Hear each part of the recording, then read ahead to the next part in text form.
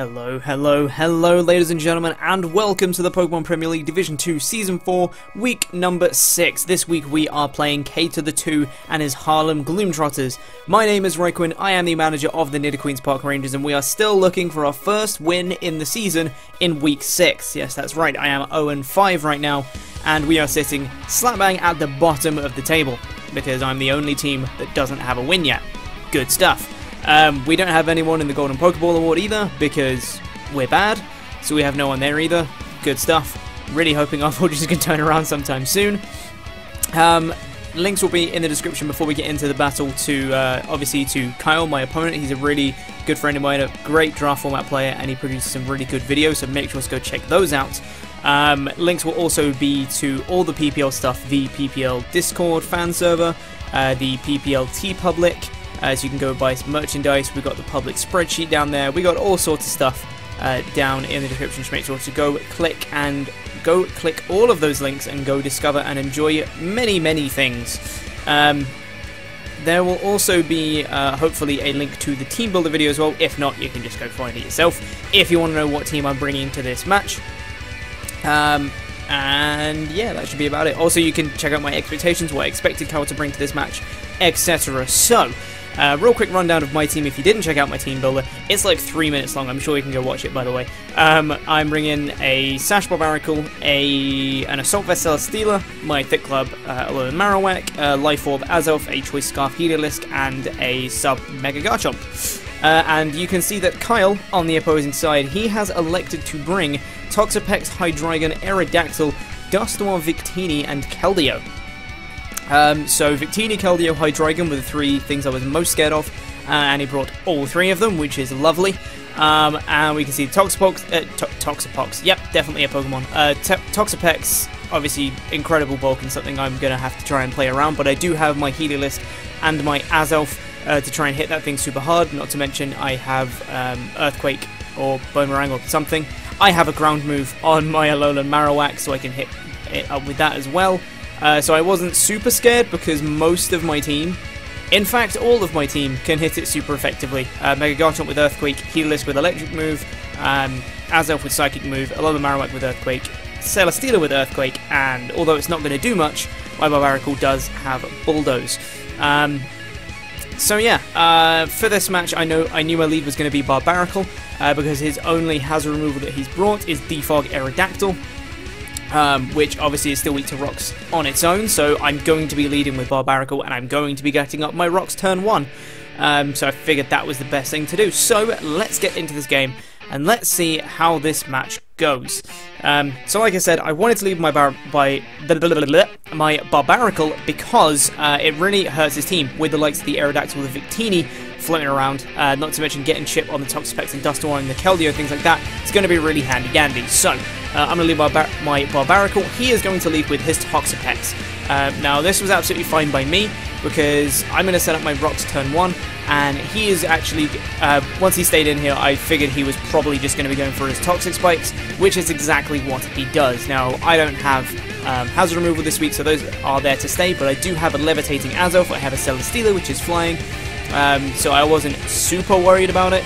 Now I'm just going to stay in and click Bulldoze, just to try and gauge what kind of set this Toxapex is, and it looks to be mixed defensive, and you can he reveals here the red card. I was like, what?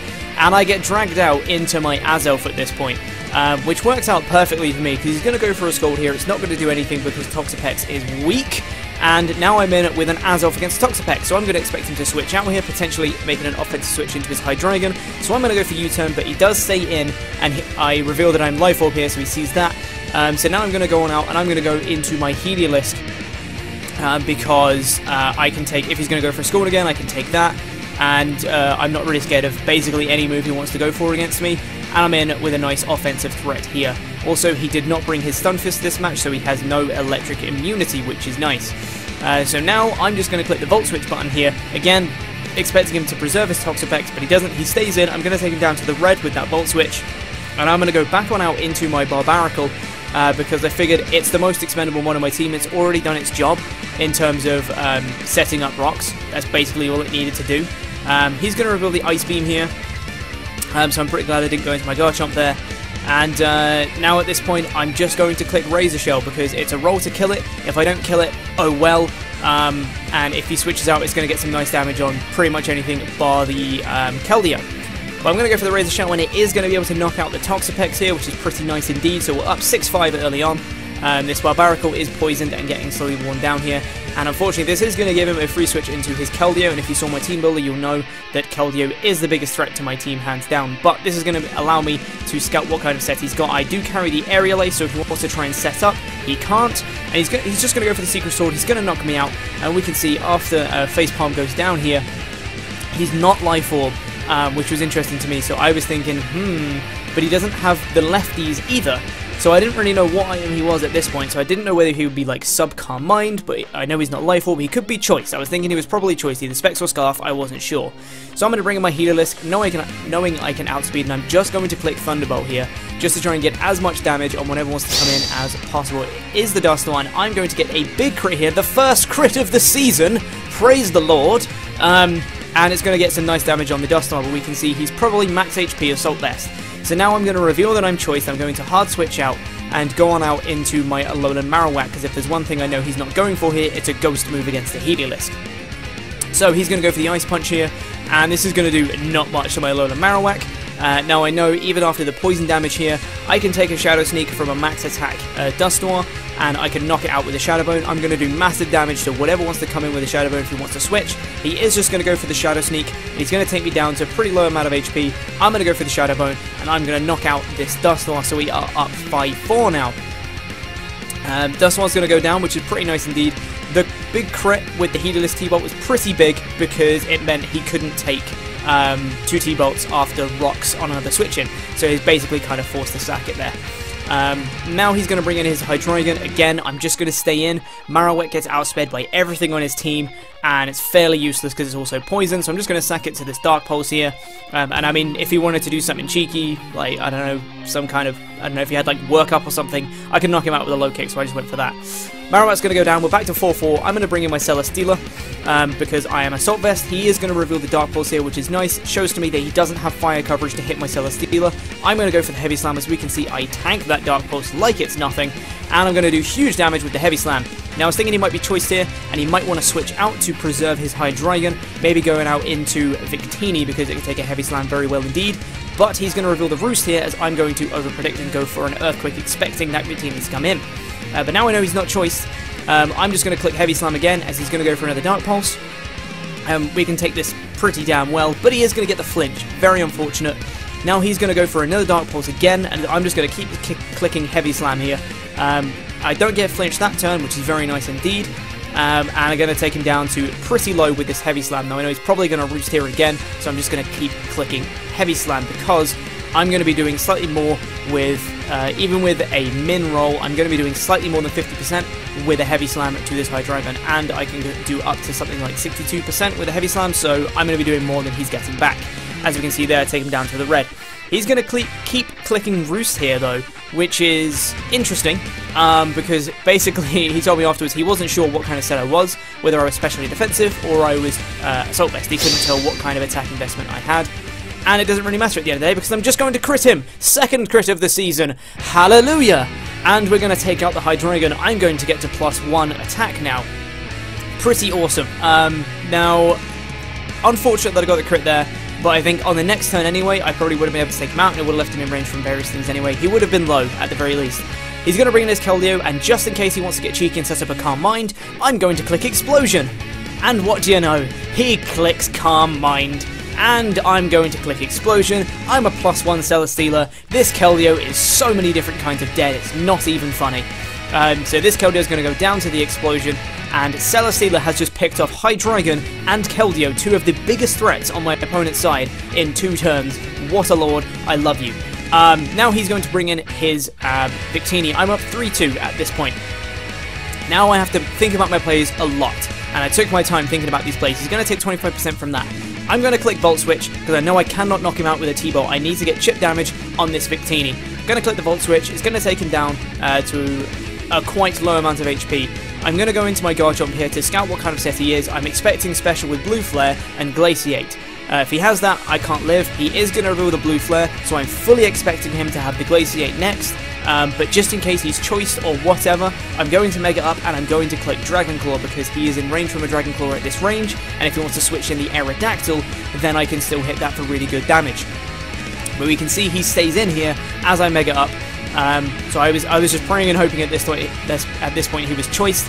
But you can see here he reveals the Glaciate, and we're going to go down to the Glaciate here.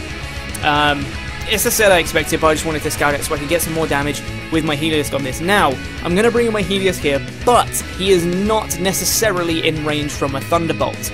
Depending on his investment, it might be a roll or it might be a guaranteed live, so I'm going to click Volt Switch. I'm going to go on out into my Azelf, knowing that he is now in range from a Thunderbolt, and I can spam Thunderbolt over Victini and Aerodactyl. He's going to click Blue Flare again, and my Azelf is going to go down to the Blue Flare here. So now I'm down 1 versus 2. Heliolisk versus the world. Gonna bring Heliolisk back in. Obviously I know I outspeed this guy. I'm going to click Thunderbolt and I'm going to be able to knock out this Victini right here with the T-Bolt, which is very nice indeed. We're down to 1-1 and it comes down to Heliolisk versus Aerodactyl. I'm Scarfed, so as long as he is either not Choice Scarfed Aerodactyl or Wackanberry Aerodactyl, I win this game. He's going to bring in the Aerodactyl. He's going to take 25% from rocks. And we can see here, Heliolisk outspeeds him. He's not Wackanberry. We come in with the Thunderbolt, we knock out the Aerodactyl, and we win 1-0 against Kyle and the Harlem Gloomtrotters. That is our first win of the season. We are now 1-5, and we win a 1-0 victory against Kyle. Man! I actually won a game. Guys, I'm not terrible at draft format. Who'da thunk it?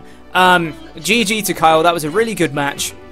It's like, I think probably my best, if not second best, played game of the season. My prep, I was quite worried about going into the game because I didn't have too much time to prep for this week, so I was worried that my build was a bit lackluster, but it turned out to be okay. The couple of crits that I got were pretty big. The T-Bolt crit on the Dusknoir was pretty huge because the Dusknoir was the thing to take the hits from Heliolisk. I mean, I think I could have played around it a bit more, you know, with Heliolisk Volt switching around. Obviously, I'm just going to Volt switch around, like, for eternity until I cannot anymore. So I think I could have played around getting more chip on the Dusknoir so that it could have been in range. Obviously, I still had my Alolan Marowak as well, so if something had died while Dusknoir was in, could have just got a free switch straight into it and just Shadow Boned the hell out of that thing. So I think it was big. It definitely shifted momentum, but I don't think it necessarily changed the result at the end of the day. Like, I think he had more opportunities to come back into it if the Dusknoir didn't get critted, but I still think I could have won it, even if he didn't. And the crit on Hydreigon with Celesteela. Again, that was unfortunate that the Hydreigon went down, but he was roosting continually against my Celesteela when he did have the opportunity to kill me. Now, I know why he was doing it, and I understand why he was doing it, because he was trying to scout what I was getting, whether I was getting max roll after max roll with a specially defensive Celesteela, or I was Assault Vest. He wanted to scout out my set. But when you continually roost against a mon that's doing slightly more than you roost, you're asking to get crit. And, you know, it turns out that that turn was the turn that he decided to get crit. Well, he decided to get, like, he decided it. That was the turn that he got crit. Which is unfortunate because the next turn, he told me after we finished battling that the next turn, if he didn't die that turn, then he would have just killed me off. But if he did that, he would have been very, very low indeed. And he would have been at, like, you know, like 10%, and I could have come in with my Heliolisk and just Volt switched around again, because he would have been in range from it. So, I think, again, it mattered, but because obviously then I couldn't explode against the Keldeo. But I also think, again, I could have played around it because the Keldeo, although it was Calm Mind, I wasn't giving it any setup opportunities whatsoever. So I still think I could have played around it. Again, it was unfortunate, but I mean, he did get a flinch on the Dark Pulse as well, which prevented my Celesteela from, you know, having more health at the end there as well. So it went a bit back and forth. I did get the hacks in my favour that match, but like it wasn't the most game-changing hacks I've ever seen. and I still think it was a really good game, and I'm still happy with the way I played. And we get our first win. Yay! That's a good thing. And Hedalisk, transfer, new into the team. What a guy. 2 kills, no deaths, cleaning up at the end. Good job, Hedalisk. I like you. You're a good thing.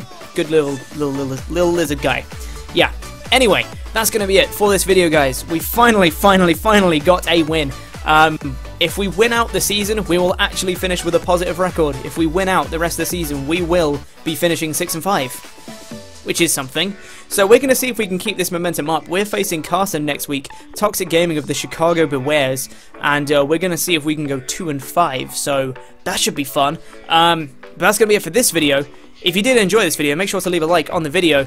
You can, of course, subscribe for more content, and you will see me winning lots more, hopefully, fingers crossed. But that's going to be it, guys. Thanks for watching, and hopefully I'll see you guys sometime soon.